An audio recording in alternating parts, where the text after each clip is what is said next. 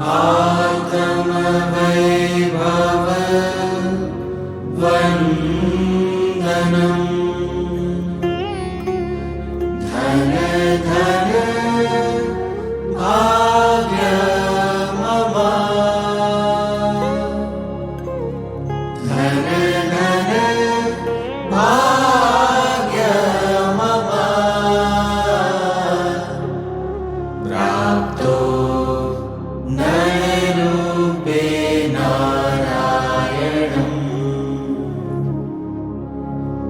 प्राप्तो नररूपे नारायणम्।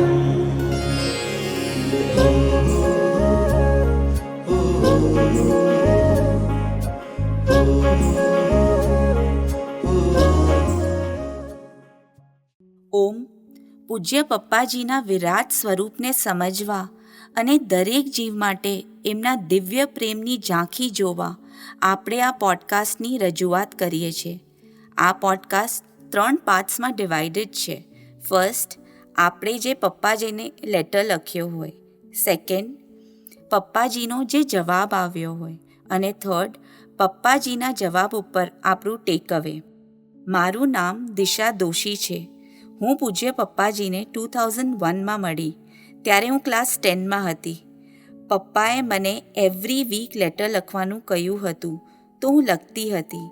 1-1.5 વર્ષ પછી એમણે કહ્યું કે હવે એવરી વીક નહીં લખો તો ચાલશે. અને એમ થયું, હવે તો હૃદયથી હૃદય મળે જ છે. પપ્પાએ એકવાર મારી સામે કહ્યું હતું કે લોકોના 4 થી 5 પાનાના લેટર આવે છે તો વાંચવાનો ટાઈમ જ નથી રહેતો. શોર્ટમાં લખે તો વાંચીશ. ત્યારથી એમ થયું કે શોર્ટમાં ભાવ વ્યક્ત કરતાં શીખવું પડશે. સો ત્યારે પછી જે લેટર લખતી તે 5 to 7 લાઇન્સમાં જ લખતી. સો આઈ વોન્ટ ટુ શેર જે મેં લખ્યું હતું.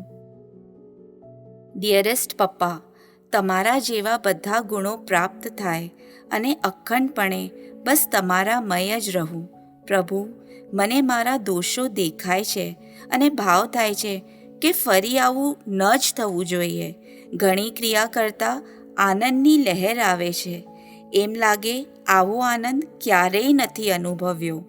આ ભવમાં અને તમારી હાજરીમાં મેક્સિમમ પુરુષાર્થ કરું એ જ ભાવના. તમારા પ્રેમની ઈચ્છુક દિશા. હવે આપણે સેકન્ડ પાર્ટ તરફ જઈએ, એટલે પૂજ્ય પપ્પાજીનો જે જવાબ આવ્યો હોય.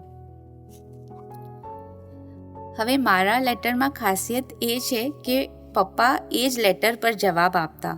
તો મને એવું લાગે છે કે જે ભાવ મેં વ્યક્ત કર્યા હોય એ હું ભૂલી ન જાઉં અને એની વિશેષ દ્રઢતા કરું, એ માટે પૂજ્ય પપ્પાજી આમ કરતા હશે.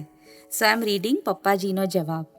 કલ્યાણ થાઓ, સારો પુરુષાર્થ છે, ભય ટાળો, સંકોચ ટાળો, ભક્તિ વધારે ઉગાડો, એ જ પ્રેમ અર્પિત પપ્પા. હવે થર્ડ પાર્ટ તરફ જઈએ છીએ, એટલે ટેક અવે. ફર્સ્ટ, કલ્યાણ થાઓ. પપ્પાજી જ્યારે આવું કહે કે કલ્યાણ થાઓ, તો એમના હૃદયની અંદરથી આશીષ નીકળ્યા છે. ગમે તેવી હો અને ગમે તેવા દોષ હોય, પણ કલ્યાણ તો નિશ્ચિત જ છે. અજીબ કોન્ફિડન્સ એટલે આત્મવિશ્વાસ, આત્મા પર વિશ્વાસ આવ્યો. જ્યારે એ આપણા પર આટલો વિશ્વાસ રાખે છે તો હું તો તરવાની જ છું. સેકન્ડ, આપણા ભાવોને એકનોલેજ કરી બળ આપે છે કે પુરુષાર્થ સારો છે. થર્ડ, ભય ટાળો. જ્યારે જ્ઞાનીને બધું કહેવાતું હોય તો એમ થાય કે હું તો બધું જ શેર કરું છું, પણ ક્યાંક ને ક્યાંક એવું થતું જ હોય કે આવું કહીશ તો પપ્પા મારા માટે શું વિચારશે, પપ્પાને આવી વાત કરાય. દેન આઈ રિયલાઇઝડ કે પપ્પાએ કહ્યું કે એકરૂપ થવું હોય તો સર્વ ભયનો નાશ કરવો જ પડશે. અને આજે જ્યારે હવે ફરીથી લેટર વાંચું છું તો એમ સમજાય છે કે પપ્પાએ 7 પ્રકારના ભય ટાળવાનો લક્ષ્ય કરાવ્યો છે. કારણ કે જેને આત્મ પ્રાપ્ત થાય તેને પછી આ 7માના એક પણ ભય ટકી ન શકે. થર્ડ, સંકોચ ટાળો. પપ્પા સાથે રહેવાનું બહુ મન થાય, એમના સમાગમની ખૂબ ઈચ્છા થાય. ટાઈમ સ્પેન્ડ કરવાના ખૂબ ભાવ થાય, ફોનમાં વાત કરવાનું મન થાય, પણ એક્સપ્રેસ જ ન કરી શકતી. સો પપ્પાએ એક્સપ્લેન કર્યું કે વ્યક્ત કરવામાં સંકોચ ન હોવો જોઈએ. એમણે એકવાર કહ્યું હતું, તમે ન કહો ત્યાં સુધી અમે કંઈ જ ન કરી શકીએ. તો આ એમનું અકર્તાપણું આપણને જણાય છે. 4th, ભક્તિ વધારે ઉગાડો. આખો માર્ગ ભક્તિમય રહેવામાં જ છે. પ્રેમ, શ્રદ્ધા અને અર્પણતાની વૃદ્ધિ કરવાની આજ્ઞા આપી. 5th પોઈન્ટ, લાસ્ટમાં પપ્પાએ લખ્યું, એ જ પ્રેમ અર્પિત પપ્પા. તો ફીલ થયું, આવી જ્યારે નિષ્કામ ભક્તિ અને પ્રેમ પ્રગટ થશે તો જ્ઞાની પણ તેને અર્પિત છે. એટલે ગોલ આપી દીધો કે વિતરાગી પ્રભુને પણ પ્રેમથી બાંધી શકાય છે, અને ખાતરી એમને સ્વહસ્તે લખીને આપી. આમ 2 લાઇનમાં પપ્પાએ કેટલો ઊંડો પુરુષાર્થ આપી દીધો. ભક્તિમાં અડચણરૂપ ભય અને સંકોચ ટાળવાનું કહ્યું, જેથી પ્રેમ કરવો ઇઝી થઈ જાય. નહીં તો રિયલાઇઝ જ ન થાત કે આવા દોષો છુપાઈને બેઠા છે. પપ્પા, તમારો ખૂબ ખૂબ ઉપકાર વેદાય છે અને ફીલ થાય છે. તમે ન મળ્યા હોત તો અનંત સંસારની વૃદ્ધિ કરતા હોત.